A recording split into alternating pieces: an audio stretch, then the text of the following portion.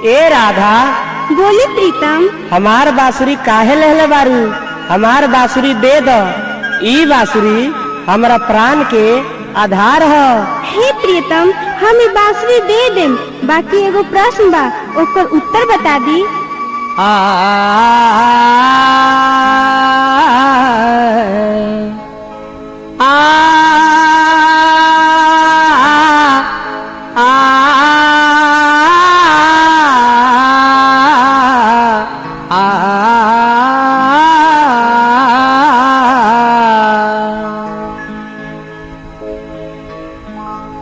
एक समय के बात हो, भगवान कन्हैया के बांसुरी राधिका जी चुरा ले बड़ी और अपना माता के लगे जाके कहत रे कि ये मैया हमर बांसुरी राधा चुरा ले बड़ी, वो बांसुरी चाही।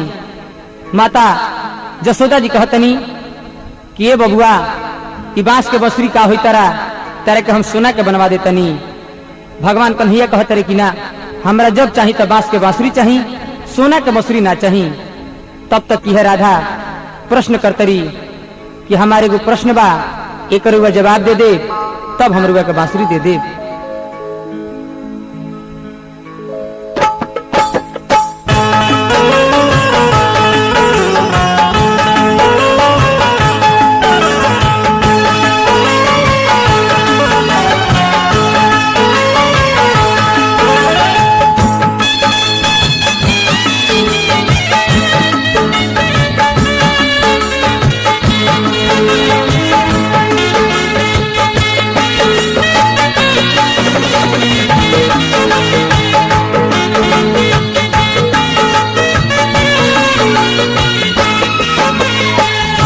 राधा जी कहेली सुनी श्याम, राधा जी कहेली सुनी श्याम, हमें बात लाई बेरा। राधा जी कहेली सुनी श्याम, हमें बात लाई बेरा। सोनवन के बंसी बेटी के काहे बस के बजाई ले राम। सोनवन के बंसी बेटी के काहे बस के बजाई ले राम।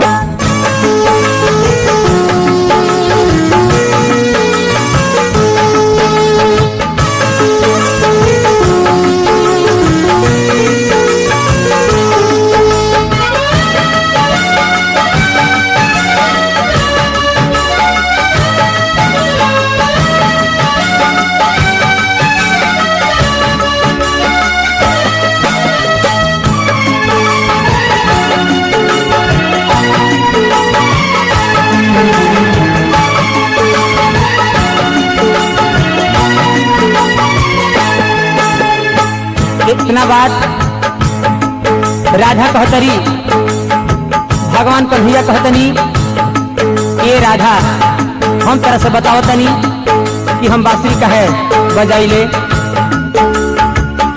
कहले कन्हैया सुन राधा, तोहे बात लाइले राम।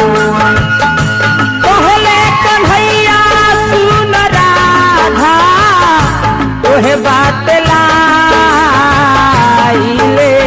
राम।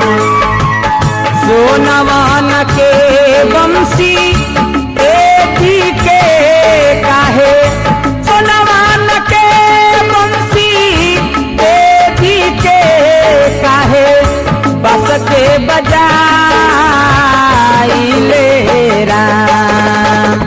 सोनवन के बंसी बेटी के काहे बस के बजाइले राम।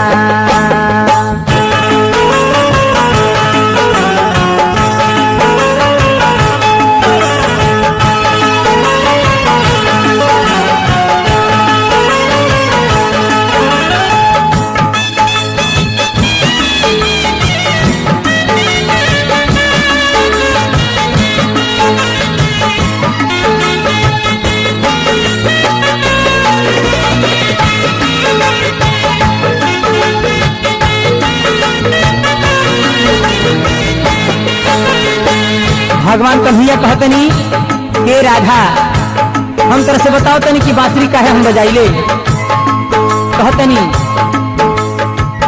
त्रेता जुगवा में रहनी राम तो जनकपुर ब्याहन भइनिए राम। भगवान कन्हैया कहतनी कि त्रेता में हम राम रहनी, जब हमार विवाह भइल वो जगह पर कोहबर के बेरा के बात है, वो जगह पर एगो डोमिन रहली। वो डोमिन के मन में लालसा भइल कि यही भगवान से हमार शादी हो जाई तो कितना बढ़िया बात रहलो। भगवान जी वचन दिले बनी कि 100 गो में 99 गो दे दे, एगो ना दे। तहरा के हम सबसे ज्यादा प्यार करे, अपना ओठ के लगे सजा के रखे। कैसे त्रेता जुगवा में रहनी राम तो जनकपुर ब्याहन भइनिए राम। कोहबर के जब गईनी, कोहबर के जब गईनी, डोमिन एक सो धेलिए राम।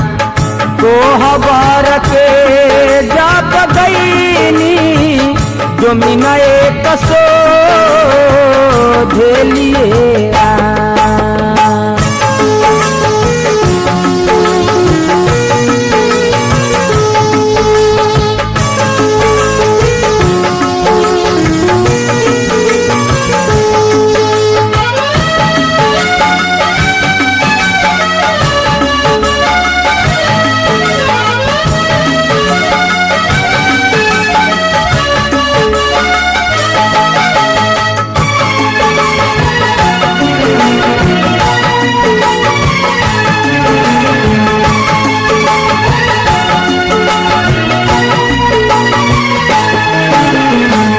भगवान कन्हैया वो डोमिन से करार करनी, कहने की ये डोमिन द्वापर में हम कृष्ण बने, तू बांस बनी हो, वो बांस के बांसुरी बजाए और बांसुरी के अपना ओठ से लगा के रखे।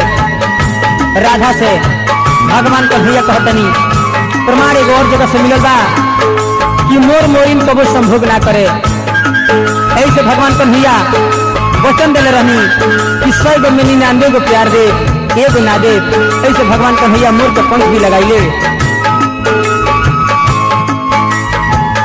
द्वापर जुगवा में बनब कृष्ण तो तू डोमिन बांस बनी है राम।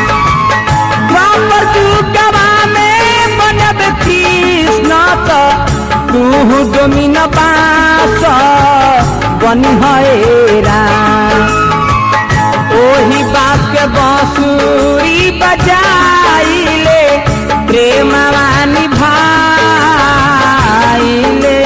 राम। कहले कन्हैया सुन राधा, तोहे बात लाइले राम।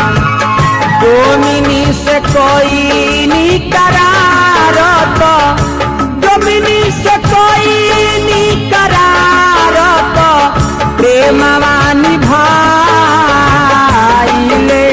राम। ओही बांस के बांसुरी बजाइले, प्रेमवा निभाइले राम। ओही बांस के बांसुरी बजा